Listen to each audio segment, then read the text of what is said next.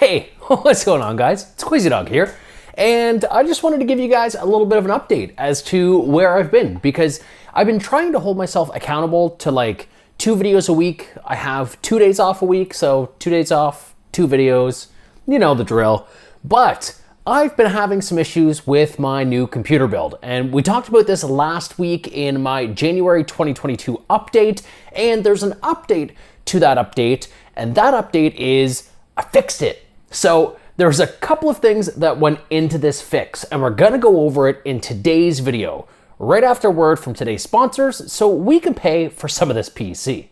If you guys are looking for an affordable Windows 10 key, then you need to do yourselves a favor and check out VIPscdkey.com. Using the link within the description below, as well as the coupon code GG20, you will have yourselves a brand new Microsoft Windows 10 Pro OEM CD key for as little as $15.82. What are you waiting for? Use that link within the video description, and thank you, VIP SCD Key, for sponsoring today's video. So if you guys didn't catch the upload from last week, we had built a PC, and that's gonna be in a future piece of content. We're gonna go over exactly all of the parts inside, why I picked it, synopsis of the price, some performance, all of that good stuff.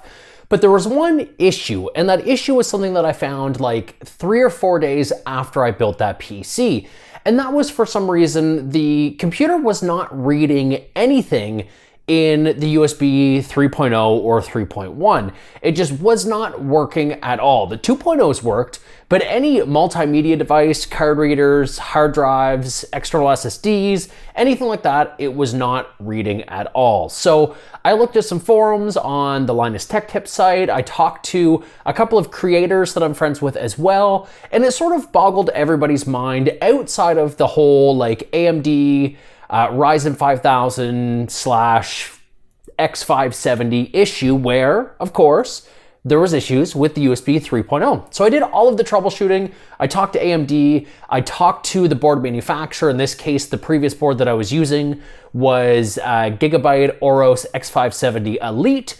And the only thing that they could really do before they RMA'd the board, or RMA'd the processor, I should say, was for me to try the processor in another board. Now, I have no local computer stores, so the only thing that I could really do was order online. So I ended up picking up this guy. Ooh, that's a noisy boy.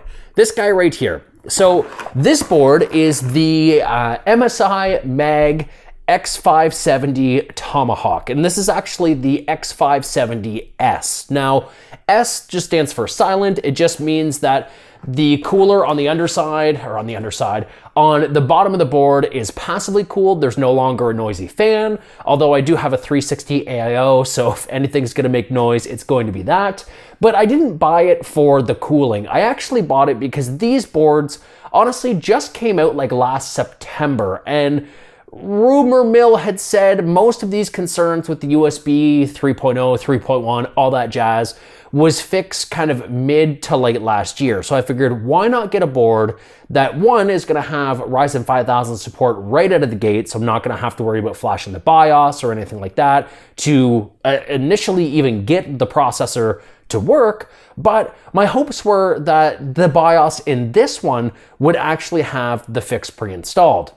Now, I had tried to record for you guys the whole process of swapping out the board, and TLDR, kudos to everybody that does PC builds on YouTube, because you guys make it look easy. I honestly spent like 3.5 hours just changing out a motherboard, because I had to take out my fans, then I had to redo all the cable management on the back, and I've got some B-roll to show you guys here of like some of the process, but that's honestly as far as I got. Plus, we're back in lockdown in New Brunswick, and the kids are home, and the house was noisy, and just really nothing was in my favor.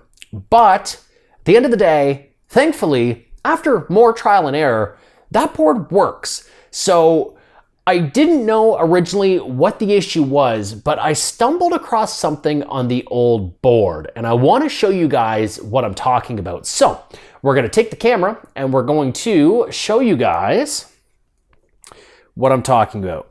So right here, if you guys can see it, do you see that little discolored junction. That's about as close as I can get to it. But that guy there is not supposed to be there. Obviously, let's set you guys back down and get my big old face in frame. So that stain could mean a couple of different things, but the only thing that I can think of is the only thing that's going to discolor a PCB like that could be oils that are leaking from the thermal pads on the VRM. But whatever it is, it means that there's either a short or there was some pretty major overheating going on in that area of the motherboard. So I think my issue was that. Now, the weird thing is even my front USB 3.0 was not working. So typically, depending on which one you're plugged into, the front IO on your case is run from the other chipset. So it shouldn't have been an issue up there, but I mean, at the end of the day, it was. And at the end of the day, thankfully, I rolled the dice. I spent, oh my God, PC parts are crazy in 2022. I spent from Newegg, Canada, by the time I paid for express shipping and just the tax and everything on this board, this Tomahawk board cost me $470. How ridiculous is that? The only thing that was really like around the $200 mark ended up being either like an ASRock board that I really wasn't interested in, or another Oros Elite. And that one had put a bad taste in my mouth. I didn't want anything to do with that board. So we just kind of stayed away from that. But I guess the light at the end of the tunnel is I now have a working PC, which I am super excited about, just to make sure there was no conflicts in between the boards as well. I kind of scrapped the whole SSD. I ended up kind of reloading the M.2, completely reformatting it, going straight from Windows 10 to Windows 11 before I did like the chipset driver updates and everything like that. So this PC is now fully functional. And actually, I should mention as well, unless it's just significantly a better board, which by the way, I'm very impressed with this X570S Tomahawk from MSI. Not only is it beautiful, but the lighting controls are so much better. The BIOS is so much better, but maybe it was the fan curves on that one, or maybe it's the fact that there was maybe some overheating like we talked about before. But my PC now is way, way quieter than it was with the other processor, the other motherboard, I should say. It was crazy loud. The fans ramped up like crazy. And at first I thought maybe it was just, I don't know, the way that it was, but this board just handles everything so much better. Of course, now we're using a replacement thermal paste as well, because I had to replace the AIO and all of that stuff as well. And I kind of got lazy maybe and used the stock paste the first time. So I went ahead, I repasted it. And you guys right now are on top of the PC. I intentionally got you super close to the PC to see if anything would pick up in the mic. So let me know, because I can't really hear it that well, but you guys be the judge, because aside from being inside of it, we are pretty much on top of it and right in front of it. So here is the PC. Again, we're gonna end up doing like another whole build log. I'm cataloging performance and whatnot right now, but inside there is the new motherboard. And like I said, the light at the end of the tunnel, we're gonna sit down again, is everything works. Wow, this is really low, but we'll just wing it. But that was pretty much it. I honestly just wanted to give you guys an update, let you know kind of where I've been, what I've been doing. I've been busy, like literally every day off, just trying to figure this guy out.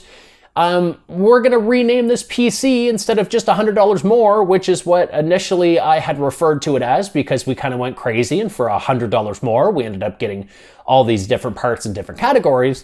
Now I might name it the Money Pit, because between 2022 prices, the fact that I bought 2 motherboards to get it to work, the fact that I had to buy the GTX, God, I have GTX 1060 in there and it keeps throwing me off.